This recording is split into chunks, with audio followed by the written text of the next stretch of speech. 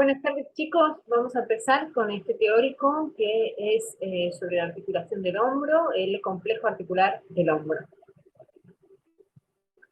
Como vemos acá, la articulación glenohumeral posee 3 grados de libertad, ¿no? Esto es un repasito de anatomía. Dice, lo muestro con mi brazo, ¿no? Ahí sería una flexión, que como dice acá, que la flexión llega hasta los 180 grados. Después, esto sería una extensión que llega hasta los 45, 50 grados. ¿Y en qué plano sería este movimiento? En el plano sagital, eje transversal, ¿no? Después tenemos los movimientos de abducción, que también la abducción llega hasta los 180 grados. Y la aducción, abducción, y hacia el tronco sería aducción, que va a estar dado en el plano frontal, eje anteroposterior, y después otra libertad de movimiento que posee es en el eje vertical, ¿no? Acá, y ahí serían las rotaciones, rotación externa e interna. Bien. Después, acá muestra la amplitud de movimiento que tiene la abducción. Como dije, llega hasta los 180 grados, y se distinguen 3 estadios, 3 momentos, que estos movimientos va a implicar un mayor o un menor número de articulación. Entonces, de los 0, esta sería posición 0, hasta los 60 grados, va a comprometer solamente la articulación glenohumeral. De los 60 a los 120, no solamente compromete la articulación glenohumeral, sino también la escapulotorácica. Y de los 120 a los 180, compromete la glenohumeral, escapulotorácica, y también voy a realizar, bueno, acá no se ve, pero estoy realizando una inclinación hacia el lado opuesto del tronco. Ahora, si yo realizo una abducción con ambos brazos, voy a realizar aumentar la lordosis lumbar, ¿no? Después, también indica acá que la aducción no puede ser pura, porque me chocó con el tronco. Entonces, para eso la debo acompañar, ya sea con una leve flexión o una leve extensión. A ver, ahí sería aducción acompañada de una flexión, llega hasta los 35-40 grados. Y una aducción acompañada de una extensión, un poquitito menos, llega hasta los 20 grados.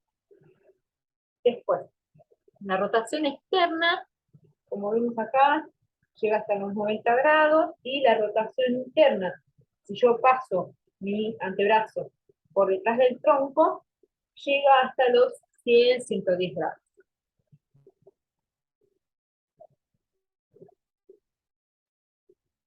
Acá muestra, por ejemplo, en esta imagen, la abducción, cómo llega hasta los 180 grados.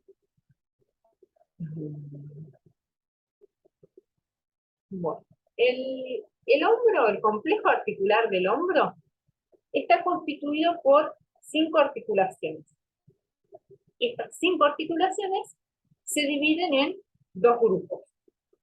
Por un lado tenemos el primer grupo, que tenemos la glenohumeral, la articulación propia del hombro, que esa ya la conocemos, ¿no? Que es la articula, acá en esta imagen podemos verla, que sería la 1, la cabeza del húmero con la cavidad glenoidea, una articulación verdadera.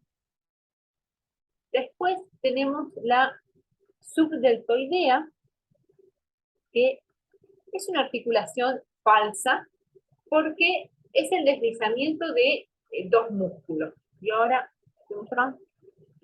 acá está, la subdeltoidea. Vemos que por superior tenemos este que sería el deltoides. Ahí sacó el deltoides y me quedó, uy, acá tenemos el deltoides, un colorcito más claro, y ahí eso azulcito que se ve, ahí está, esto azul, es una bolsa serosa que va a permitir que estas dos superficies articulares deslicen mejor. Y vemos que debajo de esta bolsa serosa vamos a tener los músculos primero. Tenemos, por ejemplo, acá se ve el subescapular, acá arriba se ve el supraespinoso. Bueno, acá muestra cómo hacer una reducción, cómo se ve haciendo una reducción, cómo estos músculos deslizan sobre esta bolsa serosa para que no haya rozamiento.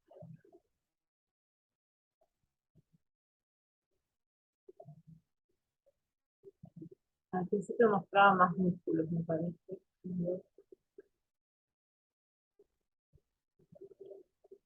Bueno, acá muestra, ¿no? Que está conformada por encima yo voy a tener al deltoides, como vimos recién. Después, debajo del deltoides tengo esa bolsa serosa, y por debajo tengo estos músculos, el supraespinoso, infraespinoso, redondo menor, subescapular y porción larga del bíceps. Después, tengo un segundo grupo que va a estar conformado por tres articulaciones. Tenemos la escapulotorácica, que acá tengo otro videito. Hasta. Escapulotorácica. ¿Ven cómo tenemos, yendo de posterior, de este lado, posterior acá, posterior de la chica, escápula, primero. Después viene el subescapular, que se alojaba en la fosa subescapular. Después tengo, yendo hacia anterior, tengo el cerrato anterior, y después, más hacia anterior, la parilla costal. Entonces, entre estos dos músculos hay una superficie de deslizamiento. Y esta articulación se llama sinsarcosis, es la única que tenemos con esa clasificación en el cuerpo. Ahí va a mostrar.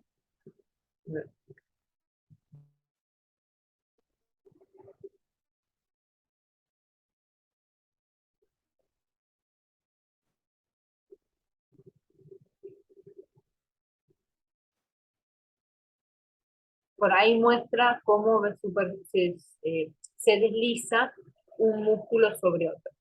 Eso era lo que queríamos ver. Después tenemos la cromioclavicular, que esa ya la conocemos de anatomía. A ver acá. Esta, la 4, sería la cromioclavicular. Eh, Sabemos que esta es la espina de la escápula, y finalizando, yendo hacia el lateral, tenemos el acromión de la escápula, que va a articular con la extremidad lateral de la clavícula. Y después tenemos la esternoclavicular, que es esta de acá, el número 5, que va a ser el manubrio del esternón con la extremidad proximal de la clavícula. Estas sí son articulaciones verdaderas. Si recordamos, la esternoclavicular es según esa clasificación que utilizamos nosotros, sería el tipo de artrosis, género, encaje recíproco. Y después, esta cromioclavicular sería un tipo de artrosis, género, actual. Entonces, tenemos verdaderas, las clasificamos según son verdaderas o falsas. Tenemos las verdaderas, glenohumeral, a ver, esta la 1, glenohumeral, acromioclavicular, sería la 4, y esternoclavicular, la 5. Y después, las falsas, subdeltoidea, que sería la 2, y la escápula torácica sería la 3. Bien. Después,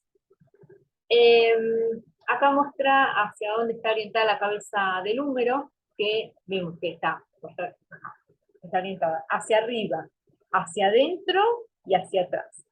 Y después, la cavidad glenoidea está orientada hacia arriba, bueno, hacia arriba, hacia afuera y hacia adelante. Entonces, por eso artículo también. Después acá muestra que el eje diasticiario, lo pinto acá, este es el eje de la diástasis del húmero.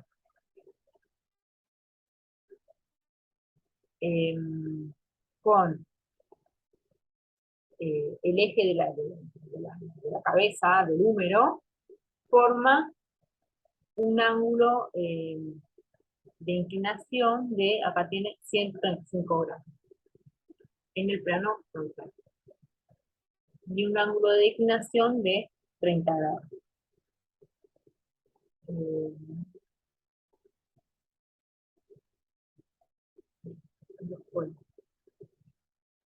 Después también, como vemos acá, la cabeza del húmero es bastante grande para alojarse en la cavidad glenoidea.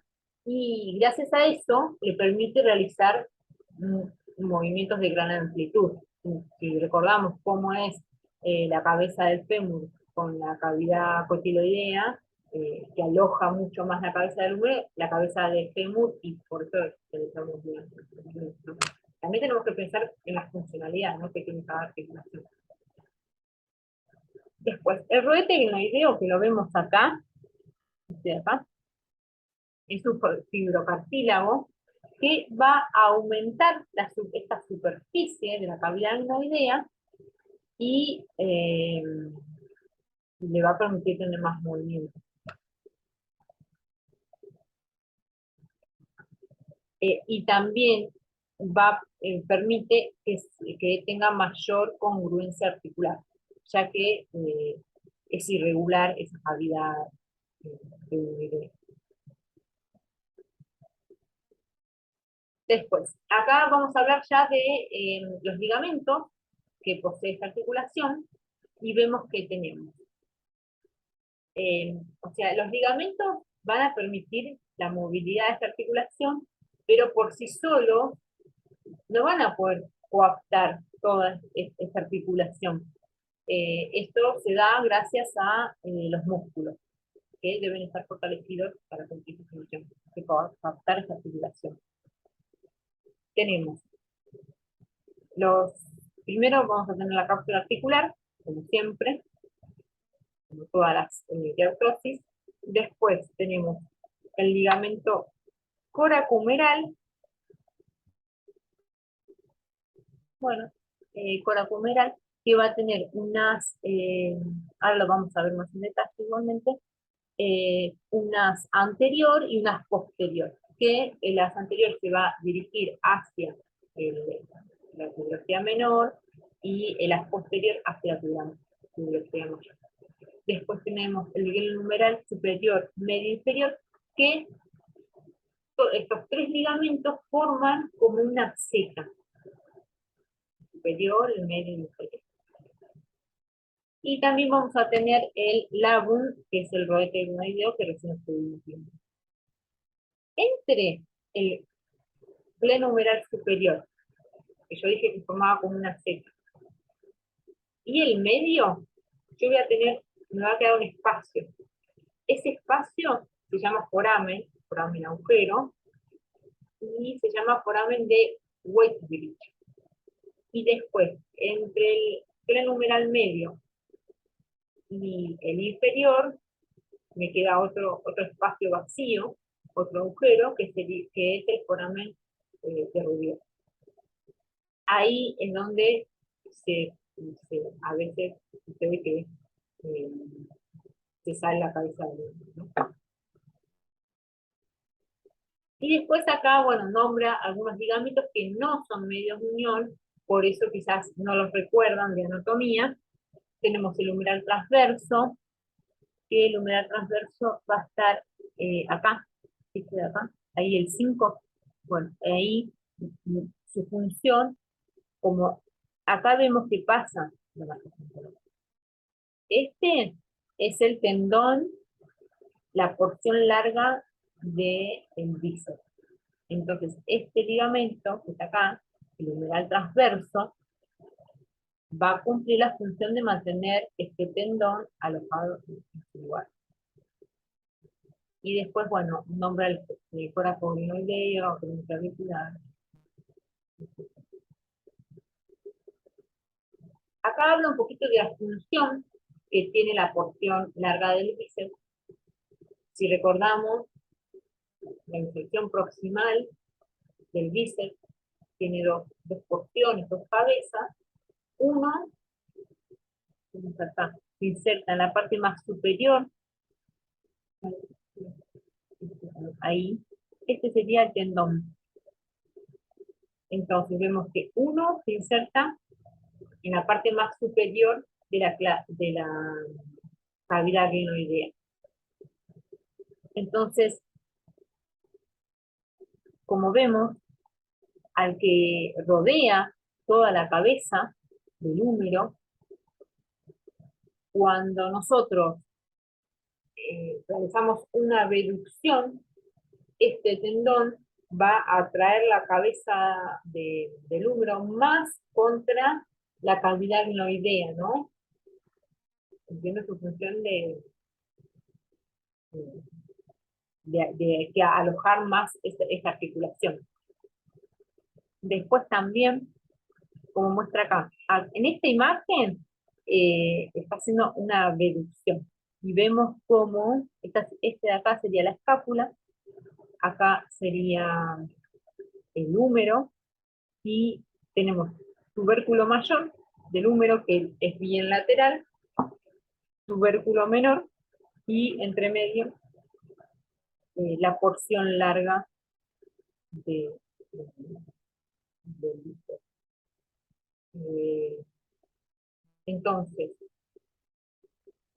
y la porción corta del bíceps, que se inserta en la apófisis coracoide, va a tener la función de, de ser un coaptador longitudinal, para que la cabeza del húmero no se luce. Y acá muestra también, por ejemplo, durante una rotación interna del húmero, que es la posición menos efectiva de este músculo.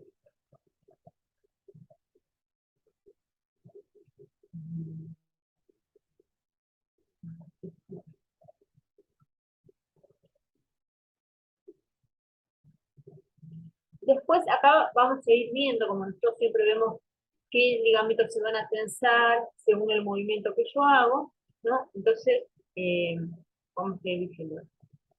Tenemos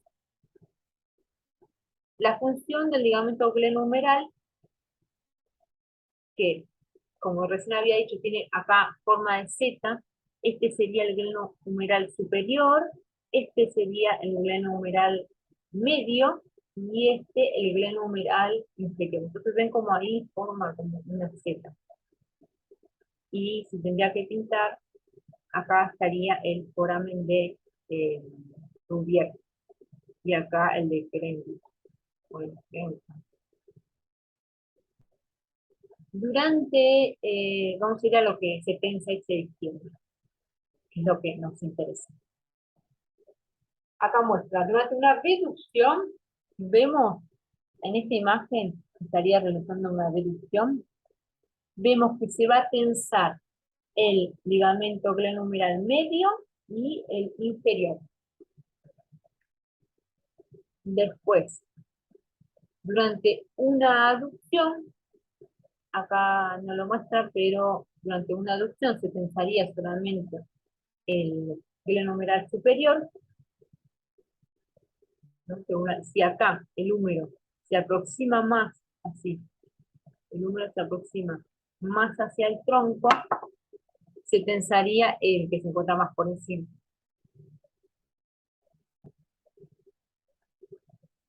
Después, durante una rotación externa, si nosotros pensamos, como vemos acá, todas estas imágenes son una vista anterior. Y si sabemos que estos ligamentos están ubicados acá, ¿no? Bien anterior. Entonces, si yo, están acá estos ligamentos, ¿no? Mi dedo representaría estos ligamentos. Yo hago una rotación externa, ¿qué va a suceder? Se van a tensar estos tres ligamentos. Que en realidad, esta imagen que vemos acá, esta de acá, la figura 59, estaría representando una rotación externa. Entonces, durante la rotación externa se tensan los tres haces.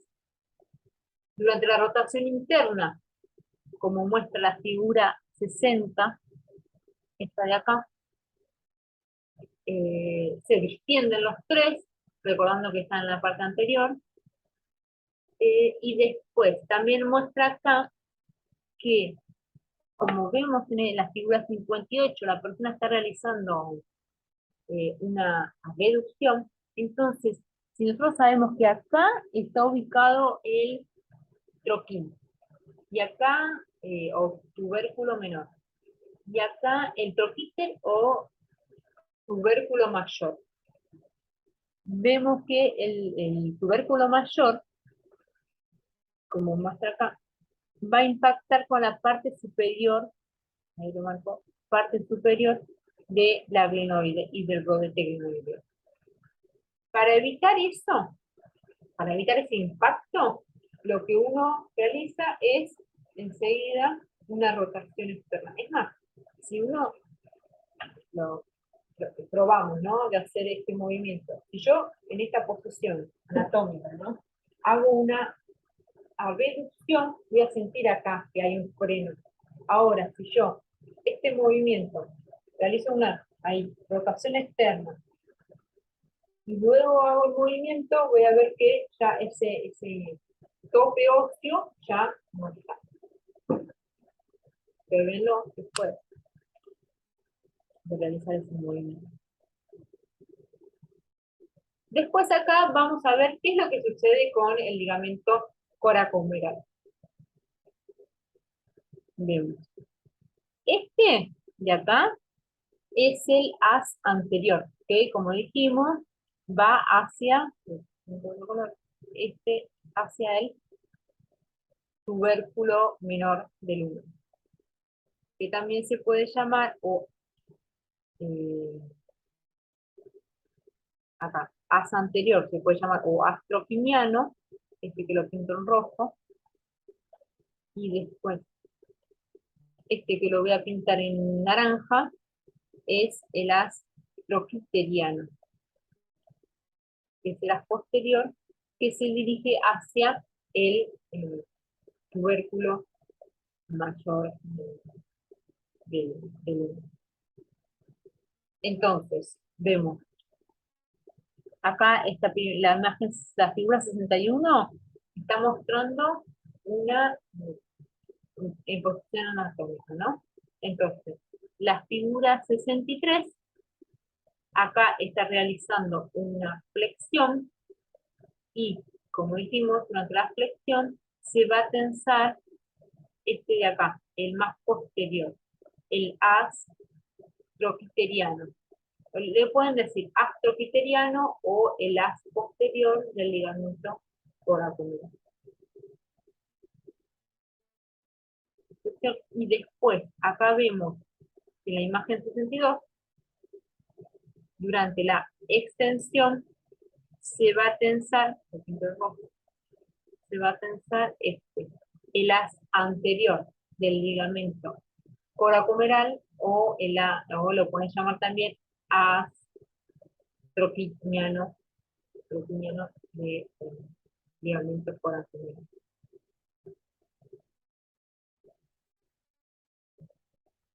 Y nombra también que gracias a que durante la rotación interna estos ligamentos se distienden, puedo llegar a hacer 100, 110 grados de rotación interna. Lo muestro, ¿no? Estoy ahí y yo puedo pasar mi antebrazo por detrás del tronco y ahí llego a 110, 100, 110 grados de rotación interna.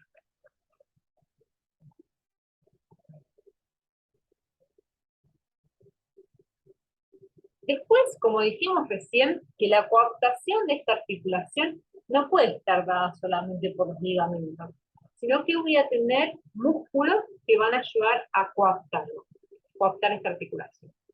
Voy a tener coaptadores longitudinales y transversales. Y esto hay que aprenderse qué músculos son los coaptadores longitudinales, que los longitudinales van a impedir que la cabeza del húmero se luce.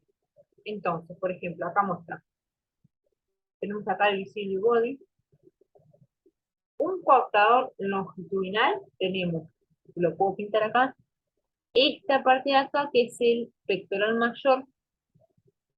Estas son las fibras claviculares del pectoral mayor porque van a la clavícula. Y lo pinto ahí. Eh, el pectoral mayor es un coaptador longitudinal. Después también voy a tener el deltoides, otro coaptador longitudinal. Y lo voy sacando.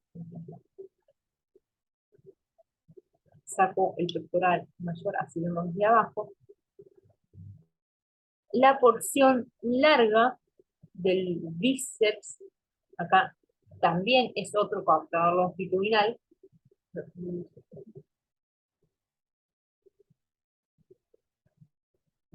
Voy a sacar. Acá aparece el coracobraquial, también otro coaptador longitudinal. Y a ver si nombra uno más. Pectoral mayor, coracobraquial, bíceps braquial. La porción larga y corta, entonces deberíamos también marcar.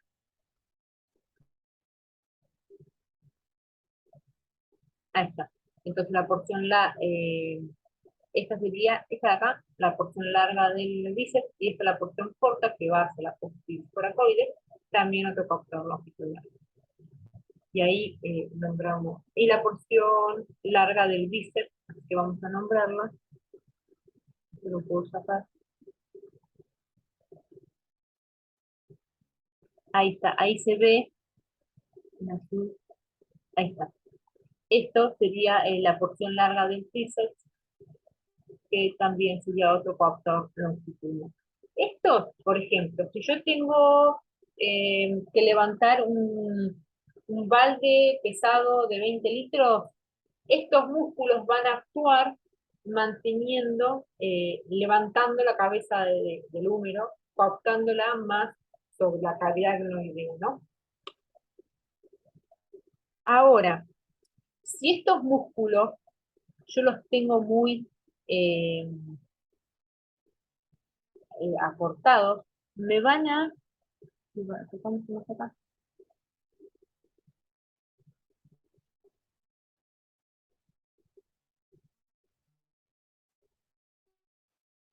Acá. Ven que tengo eh, acá la escápula, el acromión de la escápula. ¿Ven que hace como un techito sobre esta articulación? Casi que no tengo espacio. En realidad espacio es de 1 centímetro que me deja. Pero si yo todos los músculos que tengo por acá, los que nombré recién, los tengo acortados,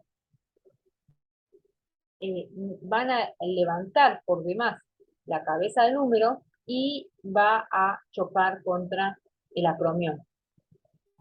Eh, Entonces, el musculito que pasa por acá abajo, que es este, el supraespinoso es el que va a deslizarse contra el acromión, y si encima esa persona tiene artrosis, entonces toda esta parte está inflamada, bueno, peor, ¿no? Después, vamos a hablar de los coaptadores transversales. ¿En qué sentido? Van a impedir que la cabeza del húmero eh, se luce, pero hacia el lateral. Y muestra a ver, lo voy a poner acá, acá muestra. Supraespinoso, tenemos ese, supraespinoso. Si vemos que tiene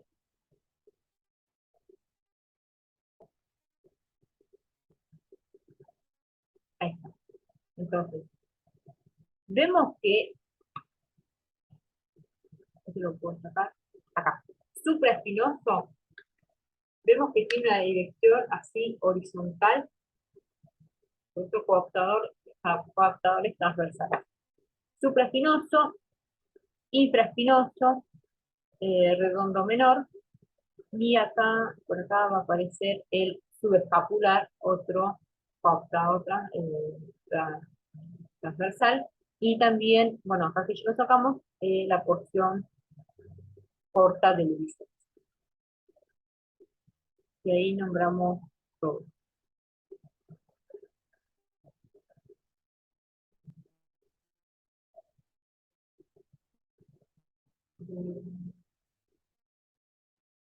Después, acá muestra los músculos que conforman el manguito rotador. Tenemos la flecha, esta el 1, vemos que es el supraespinoso. Tenemos acá el 3, este de acá, esta dirección, que es el infraespinoso. El 4, el redondo menor. El 2, el subescapular. Esos 4 músculos conforman el manguito rotador, ¿no? Son ligamentos activos de esta articulación. Si ahora se encuentran debilitados estos músculos, no va a ser conveniente realizar movimientos de flexión o de extensión de esta articulación. Por eso, bueno, sabemos todos los movimientos que sean, si ya conocemos la acción que realizan estos músculos, que sabemos que estos dos, el infraespinoso y el redondo menor, son rotadores externos. Y el subescapular, sabemos que es un rotador interno. Yo, realizando un ejercicio en donde tenga que hacer movimientos de rotaciones, yo ya voy a saber que los estoy trabajando, los estoy fortaleciendo, ¿no?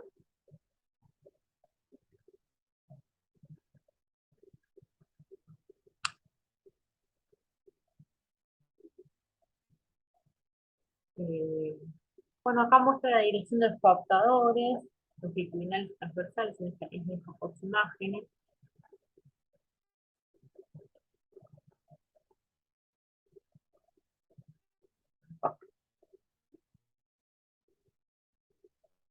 Y acá va a hablar de la articulación subdeltoidea, que como habíamos visto, eh, lo tengo acá, como habíamos visto esta articulación, acá, ahí,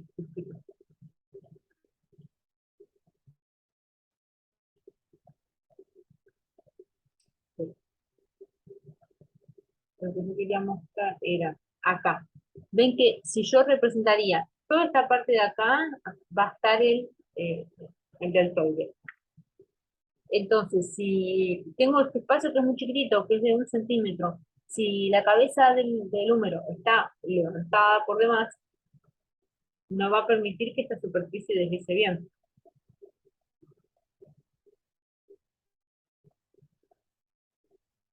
Y bueno, muestra que también este músculo, el supraespinosa, al estar en constante tensión, eh, no permite que muchas veces se debilita al estar en constante tensión.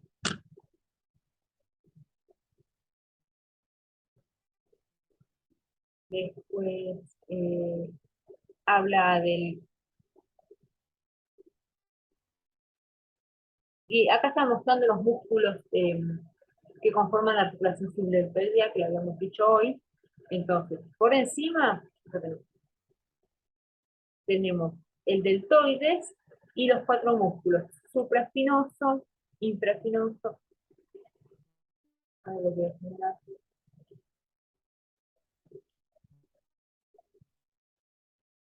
Lo podemos ver acá en esta imagen, esta articulación. Acá, entonces, la subdeltoidea. Tengo por encima acá el deltoide, así que lo saco. Y ahí enseguida puedo ver el subescapular,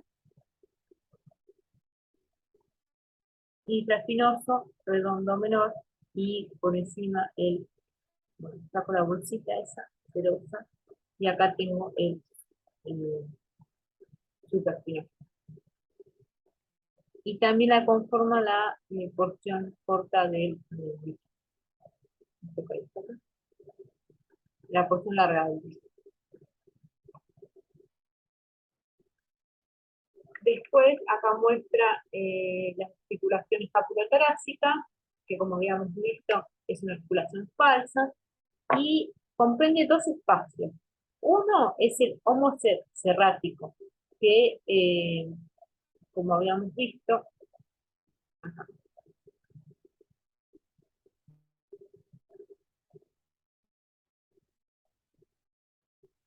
sería entre medio, el homo serrático sería entre el subescapular, que sería este de acá que estoy marcando con la flecha, y el serrato anterior. Y después, que es una superficie deslizamiento.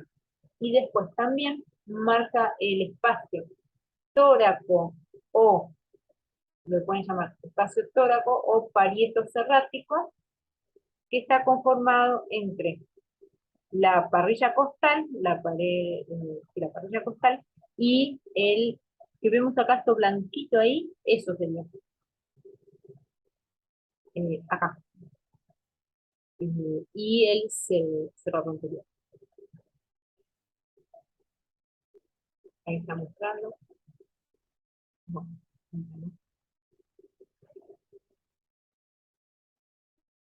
después hablan de, acá, esto sería, estamos viendo una vista superior, y vemos que en base a el apoyo, el plano frontal y la dirección que posee la, el omóplato, vemos que forma un ángulo de 30 grados con respecto al apoyo dorsal. Eh, y después también marca otro ángulo que sería entre la clavícula, acá estoy marcando, y el omóplato, un ángulo de 60 grados abierto hacia medial, hacia adentro. Esto es en condiciones normales, ¿no? Se evalúa esto como para saber si esa articulación está normal funcionamiento, ¿no? Y nosotros, cuando hacemos movimientos de antepulsión o retropulsión de esta articulación, este ángulo se amplía o se achica.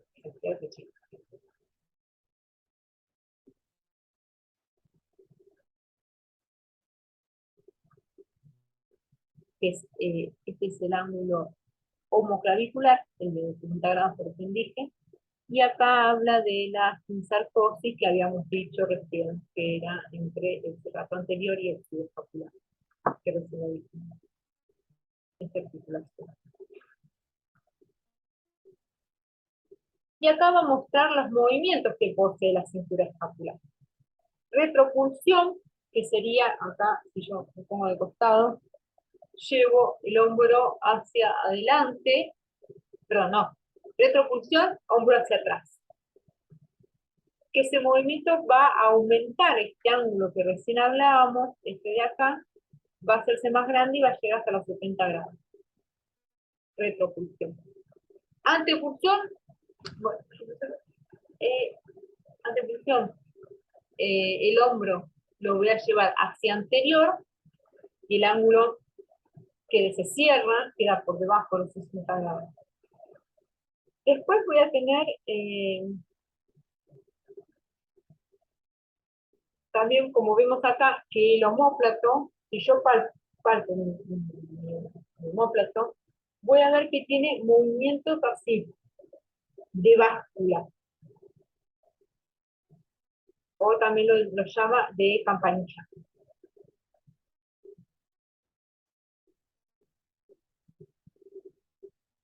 y vemos que si yo, por ejemplo, hago un movimiento de elevación de esta articulación, de la cintura escapular, me va a quedar orientada,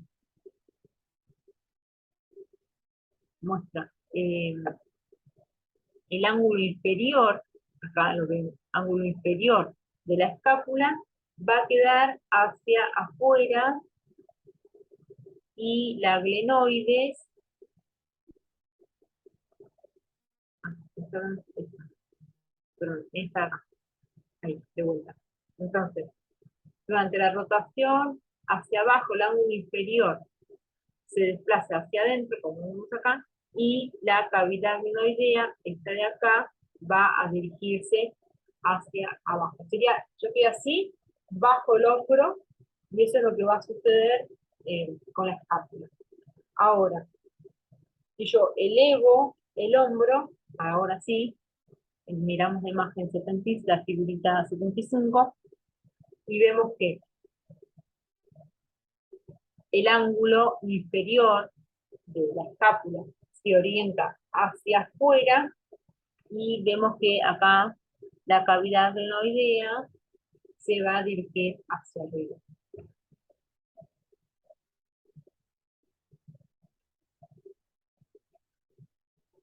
Después también, bueno, acá dice durante la elevación que el eje va a estar dado por el ligamento costoclavicular, que estaría a esta altura más o menos, ahí en la manito, a esta altura también. Y después, esto que dice de la rotación anterior y posterior, es porque cuando yo realizo una flexión, por ejemplo, de la articulación del hombro, ese movimiento está acompañado por la clavícula, va a realizar durante una flexión, hace una rotación posterior. Y durante una extensión va a hacer una rotación anterior. Estos no son movimientos puros, ¿no? De la clavícula. Después, acá habla de la articulación externocostoclavicular, que esta, ya sabemos que es un encaje recíproco, que vemos. Ven que acá las encajes recíprocos son cóncavas, como vemos acá en un sentido, y convexas en el otro. Entonces, va a poder realizar 4 movimientos puros, como muestra acá. Bueno, acá dice, va a poder realizar antepulsión, sería este, llevar el hombro hacia adelante, retropulsión, hombro hacia atrás, elevación y descenso. Y después, como ya había dicho, movimientos en conjunto, si yo hago una flexión, va a ser una rotación posterior, si yo hago una extensión, va a ser una rotación anterior. Y te habla un poquito de los ligamentos que posee esta articulación, esto nos interesa, porque después tenemos que nombrar según qué movimiento realiza la cintura escapular, qué ligamentos se tensan. Y acá los nombra solamente, tenemos el esternoclavicular superior, vamos a nombrarlo así. Tenemos el interclavicular, es este de acá, interclavicular. Después tenemos el esternoclavicular superior, acá, el interclavicular, yo lo nombré costoclavicular, es este de acá, el 1, el, el esternoclavicular, bueno, anterior, acá, y bueno, el posterior no. Y ahora vamos a ir viendo qué ligamentos se tensan según qué movimiento realiza, ¿no? Y acá dice, anteposición, antepulsión. Ah, si yo hago así, ¿qué se va a tensar? Muestra acá el costoclavicular, que es este de acá, el 1, que recién habíamos dicho, y los músculos encargados de hacer este movimiento de antepulsión sería el pectoral mayor pectoral menor y el serrato anterior. Esto lo podemos mostrar acá. Acá. Y yo, bueno, podríamos mostrar acá el pectoral mayor, podríamos mostrar que van a ser antepulsiones, articulación.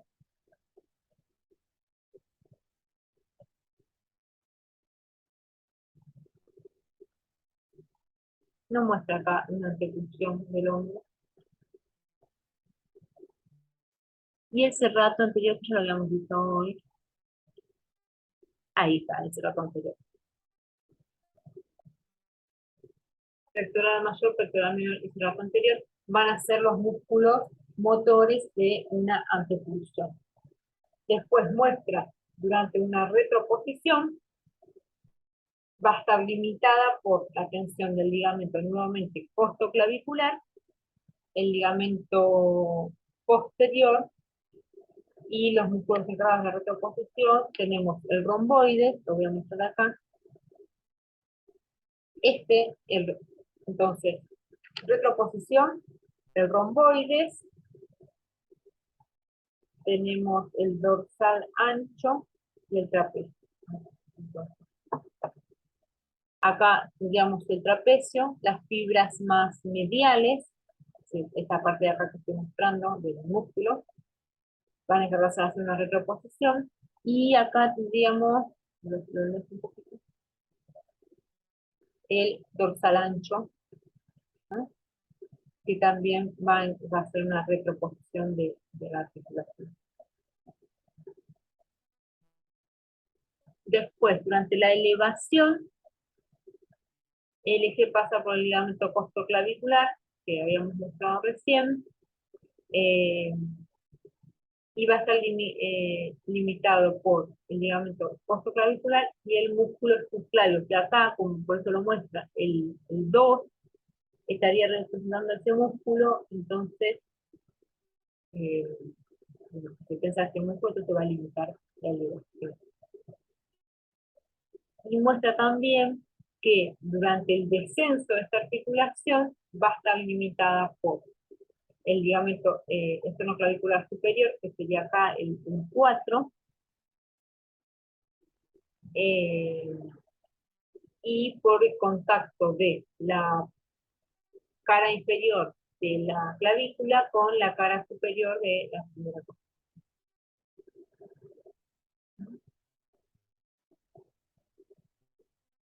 Después acá habla un poquito de la articulación acromioclavicular. Acá muestra estas dos. eh, Acá esta sería la clavícula y la espina de la espátula que termina en el acromión. Las dos superficies planas, que como no articulan, no son muy congruentes entre sí, tiene un menisco que va a hacer que se puedan articular mejor. Y muestra que tiene un ligamento también superior, inferior, acá, ligamento acromioclavicular superior, ligamento acromioclavicular inferior. También tendríamos que nombrar que tiene cápsula articular, pero estos ligamentos por sí solos no cumplen la función de mantener esta articulación. Entonces lo hace a través de unos ligamentos, que son los ligamentos a distancia, que son estos dos. Son el conoide, que es el 7, sería más posterior, y el trapezoide, más anterior. Estos ligamentos van a mantener a la clavícula ahí en su lugar. Cuando se rompen estos ligamentos, la clavícula se levanta y eso se le llama síndrome de la tecla. Porque los pegadores baja la clavícula, ¿no? Y cuando suelta, la clavícula se vuelve a levantar.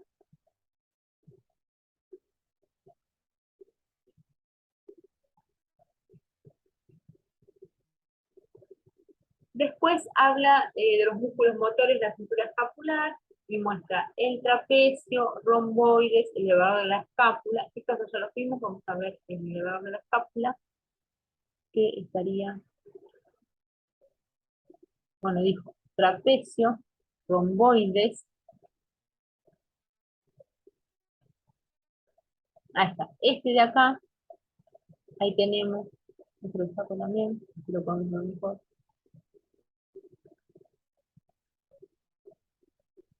Este vemos el elevador de la escápula, son todos músculos motores de la cintura escapular.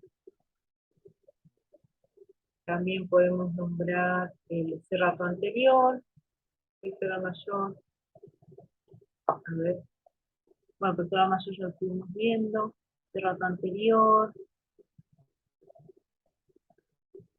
dorsal ancho, también acá lo tenemos, y si yo saco estos músculos, vamos a poder ver la inserción de, ahí está, vemos cómo se dirige hacia el número, ¿no? Sería el labio lateral de surco intertubercular. eh, de-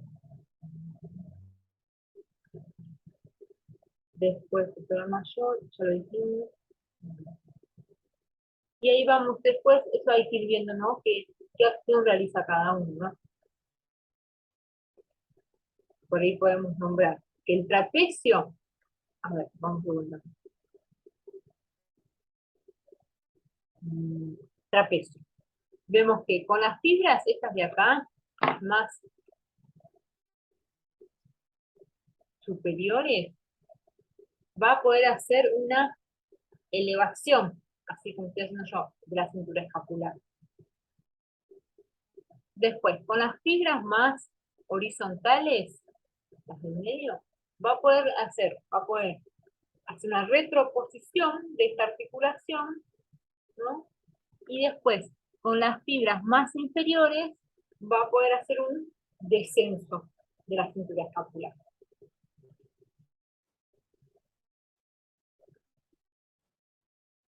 Vamos a poder extensión. Extensión es cuando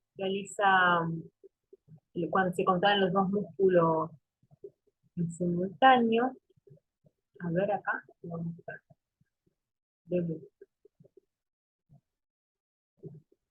cómo realiza un descenso de la cintura escapular. Con las fibras sería estas de acá, las más inferiores.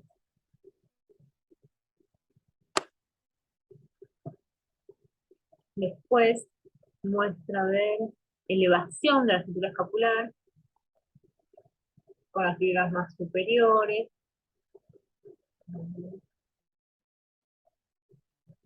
La elevación de la cintura escapular.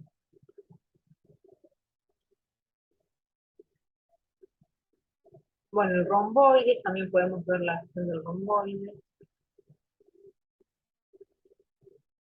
Acá, romboide.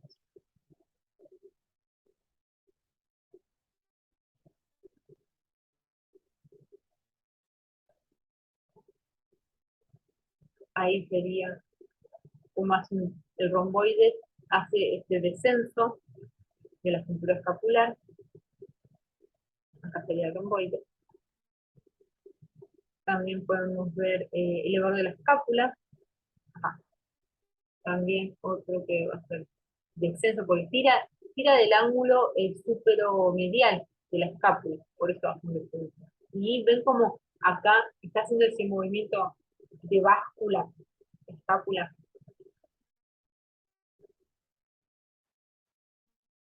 Después terrazo anterior, pectoral menor, aquí muestra pectoral menor.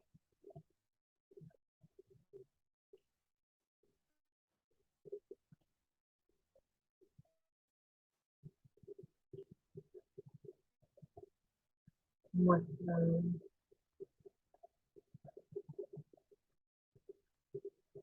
ahí, acá estaría el pectoral menor, y vemos cómo, ves que tira de su inserción de la apófisis coracoides y lleva hacia una, se llama acá abducción de la escápula, o también nosotros lo podemos llamar una antefusión de la estructura escapular. Y también lo muestra al cerroto anterior, también que hace esta misma acción. Porque vemos que el cerrato anterior se inserta acá en el borde medial de la escápula.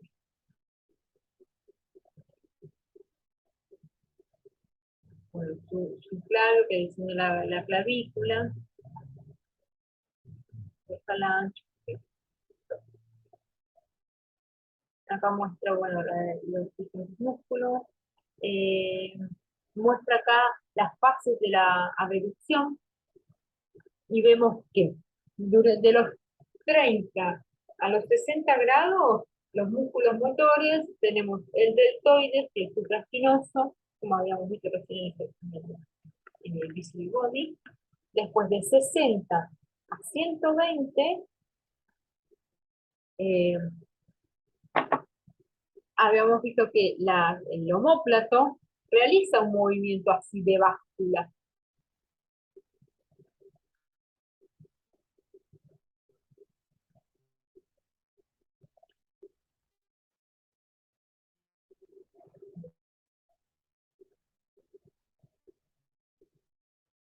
No se va a poder mostrar acá. Bueno, ya se entendió bien. Trapecio, los músculos motores de este movimiento va a ser el trapecio y el cerrato anterior, durante la abducción de 60 a 120 grados.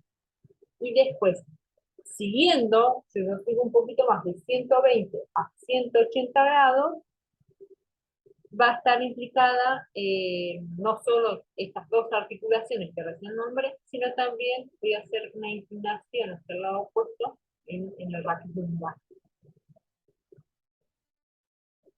También tenemos que indicar que cuando yo supero ya durante la reducción, paso los 90 grados, voy a hacer una rotación externa, para que no impacte el tubérculo mayor del húmero contra el acromion.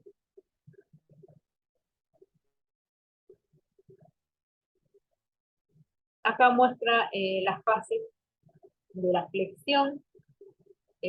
También se divide en tres fases. Tenemos flexión de 0 hasta 60 grados. Esa es la movilidad activa pura de la articulación glenohumeral. Y ahí nombra, ¿no? Coracobraquial, el pectoral mayor,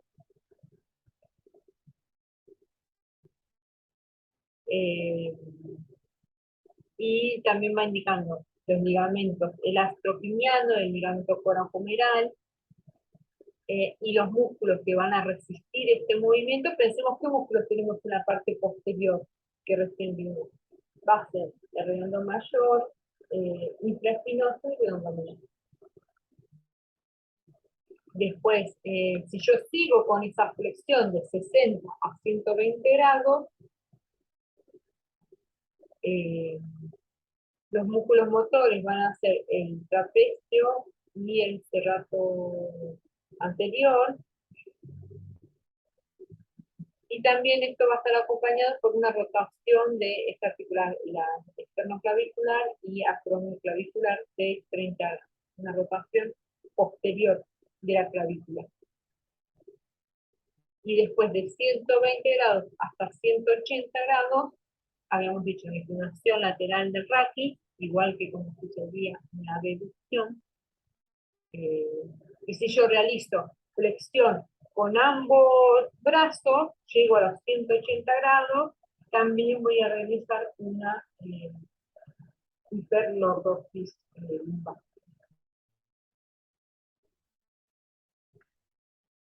Después acá muestra los músculos rotadores de la articulación glenohumeral. Habíamos dicho que la rotación interna, habíamos visto que llega hasta los 100, 110 grados, y tenemos que pensar qué músculos, esto es de anatomía, ¿no? Dorsal ancho, redondo mayor, subescapular, pectoral mayor. Vamos a ver, por ejemplo, vamos a ver la acción del dorsal ancho. Acá. Dorsal ancho, y voy a poner la acción, así vemos rotación medial. Y lo pinto el músculo, así, dorsal ancho. ¿Está puesto? Bueno, y ahí,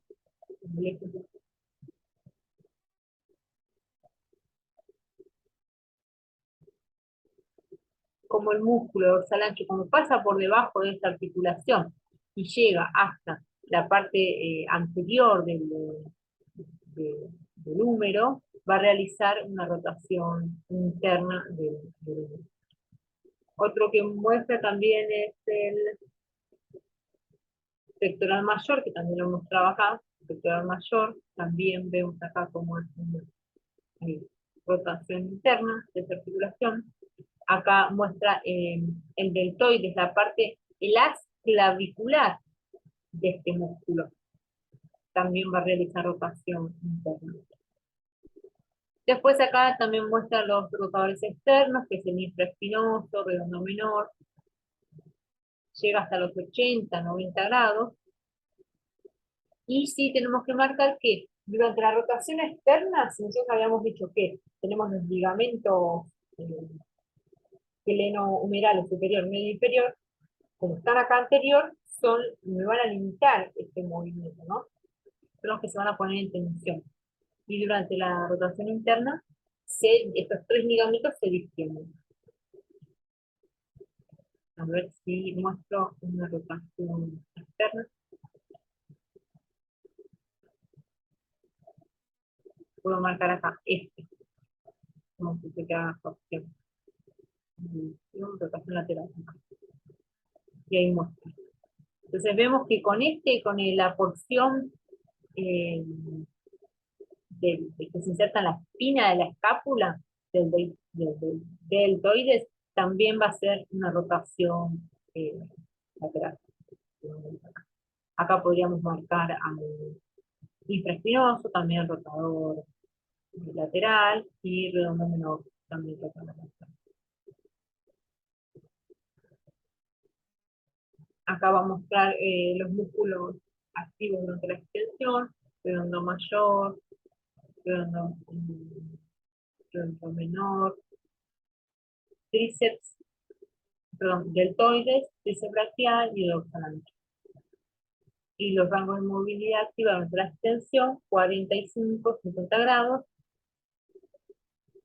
Y acá muestra durante la aducción, que siempre pensemos que la aducción va a estar acompañada por una flexión o una extensión, una leve flexión o una leve extensión. Y muestra los músculos. Para la aducción, nosotros tenemos que pensar de esta articulación todos los músculos que pasen por debajo de la cabeza del húmero van a ser aductores. Entonces, por eso nombra el redondo menor, redondo mayor, eh, la porción espinal del deltoides, que sería esta de acá, acá si yo lo pinto esto. Este fascículo, el sexto, este que es más posterior, ese sería aductor de esta articulación. Y el rango de movilidad activa es de 30 grados en flexión de lomo.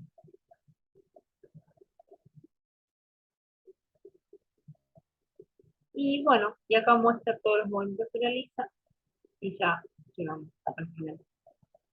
Pero sí, bueno, como hacerse un cuadrito, lo que recomiendo, de qué músculos son los motores durante cada movimiento que posee esta articulación. Por lo menos, saberse todo. En realidad, saber 3, 4, más o menos, de cada 6. 3 que hagan flexión, motores de la flexión, 3 que hagan extensión, abducción, rotación interna. Bueno, chicos, ya terminamos. Saludos.